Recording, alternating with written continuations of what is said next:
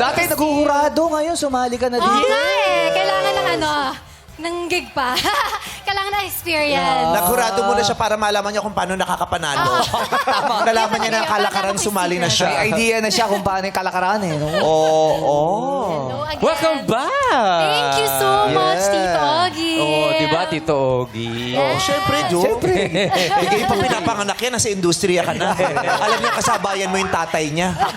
Oo naman. Sino kasabayan mo? Si Fernando po o si Susan Roses? Si Ramon Revilla.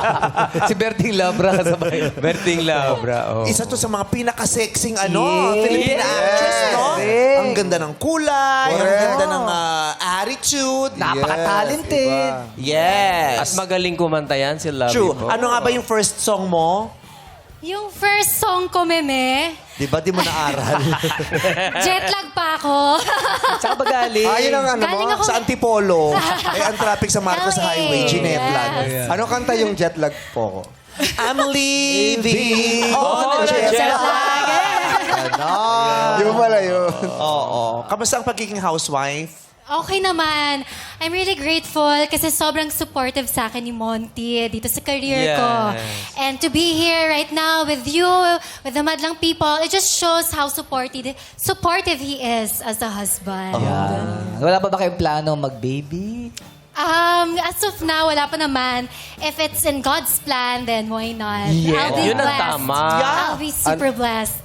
Why plan if God has plans for you? Yeah, Ah, tama. All you gotta do is just wake up. Yeah. Just live. Live your life. Just live. Yes. God has plans for you. Just live. Yes. Accept. Laugh all you want. Right. Let God. Yeah. And live, ganyan. Yeah. How do you live your life? Nasa LA ka, Manila, saan ka Di ba naglalagay? mahirap yun? Oo. Oh, yun nga, nakaka-jetlag po.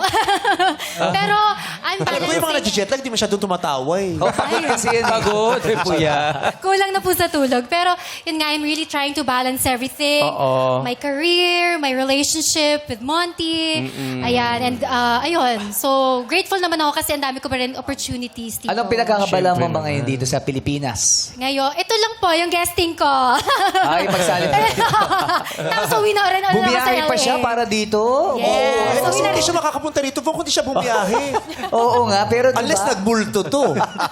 pinaghandaan mo talaga to, napuntahan Of kami. course naman. Anything for my Showtime family. Oo, tingnan mo nga Yes. pala. pamilya to. So, sabi ko sa inyo. Di ba sabi sa family Pamilya niya to.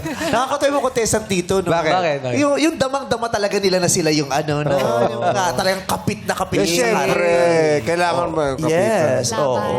Kaya naman. Sino mga taga-Pasig dito? Ayun, may mga taga-Pasig. Kasi sabi, si Catrice Kirolf daw, ang lobby po ng Pasig City. Yes. Alam ba ni Vico Soto may may lobby po ang Pasig City? Ano natin? Alam ba ni Siya Mayor yan? na-inform. Oo, ito ba inahanap, nabigyan ng, nakuhaan na ng permit kay Vico Soto? Oo nga. Kasi nakalagay Pasig City. Oo. Kasi di Alam ba ba ni may Mayor? sinasabi, may lobby po ba ang Makati? Wala. O, kasi hindi nyo nabigyan ng permit, di ba? correct. Hindi naman nag-apply. Sa Quezon Tsaka- City, meron ba? Pinafile Wala lang din. pinapasaya lang ng resolution. Oo, kailangan bibigyan ng resolution niya para bago ka ma-declare. Yes. Eto, nag-declare eh. O paano yan? O, pinanotaryo ka ba? Magpanotaryo ka. Ako lahat ng... Bisitahin mo Yun na yung lang yung mayor asikasuhin ko nyo. kagad. Mahalagang nagpapanotaryo ka. Notaryo. Oo, ako lagi ako nagpupunta sa notaryo. Ang ginagawa mo doon? Ba't ikaw pinapat? Ano ba ginagawa sa notaryo? Papanotaryo. Approve. Oo, pag nakikita ko, ay, notary public, hinihintuan ko talaga yung mga notary public. Kasi Siyempre. kailangan yung mga dokumento nyo. Pag hindi na notaryo, wala tong visa, ha? Yes. Kapag na notaryo, nadodokumento yung Pinipirmahan niya ng mga lawyer. Lawyers, yeah. Oo. Nagkausap pa kay ni Biko. Magkakausap pa lang kami. Yung contractor. Wala pa rin. Kilala natin Ang dami yun. nangyari. Oo. Ikaw ba wala kang planong tumakbo? Kasi sikat ka, taga-Pasig. Kahit sa Quirino Grandstand lang o sa UP, wala ba malang tumakbo Sa siya? UP wala. Sa Sahipodrome. Tumatakbo to eh, kaya payat ng ganyan. Speaking of running, ayun, isa yun sa mga fitness ginagawa ko talaga in my daily life. I wake up 4 a.m. in the morning and I just jog, ganyan, para to clear my mind.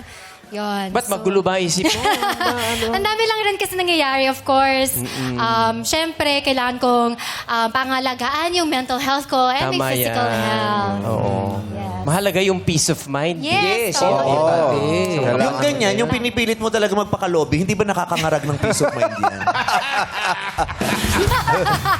Diba? Minsan nakakangarag ng peace of mind din yung pinipilit mo. Diba ako minsan pinipilit ko magpakaan Curtis, pag uwi ko nakakangarag ang peace of mind ko talaga. Yung nadadala ko hanggang sa kung saan yung ganda-gandahan ko, yung ganyan. Hindi, at least ikaw, minahal mo na yun eh. Nasa Alin? iyo na yun eh. Ang ganda-gandahan mo. Alam mo yun nga, kasi kailangan kong yakapin yung pagiging Yun dapat maganda. eh. Yes! Kahit minsan nagsasawa rin ako. Wow. Ganun yun. Mahirap ba yan? Lalo na siyempre, pinanganak akong siyempre, yung pamilya namin may humility sa bahay namin. Talaga ba? Kaya pag may sinasabi sa amin, uy, ang ganda mo, yumuyuko kami. Nahihiya ka. Nahihiya ako. Eh, Diyos ko. Tapos ngayon, dumating ako sa putong araw-araw. Oh. Sinasabi, ang ganda ko. Di ba parang, Nakakasawa. Hindi. Wala ka magagawa doon. Nasana yung madlang people eh. kaya nga, dinun, lagi ako nagpapatawa para pumangit man lang ako kahit papano. Pero ba, Ay, ganun pero ba yun? question, bakit nilagay mo sa pangalan mo yung ganda kung nagsasawa ka? Oo Kasi nga. nga, wala naman ako magagawa. Yung Vice ay galing sa apelido kong visceral na bigay sa akin ng mga magulang ko. So wala akong magagawa, bigay ng magulang ko. Yun. Ah. Yung ganda, bigay sa akin ng Diyos yun. May magagawa. Yes!